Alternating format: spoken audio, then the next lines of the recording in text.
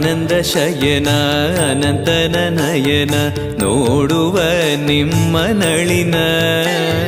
ವೀಣೆಯ ನುಡಿಸಿ ನಾದವ ಬೆರೆಸಿ ನಂದನ ಕರೆವ ಬದನ ಆನಂದ ಶಯನ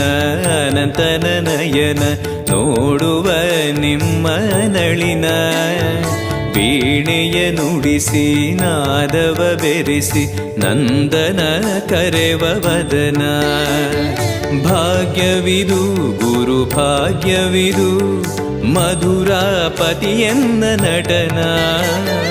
ಮಧುರವಿ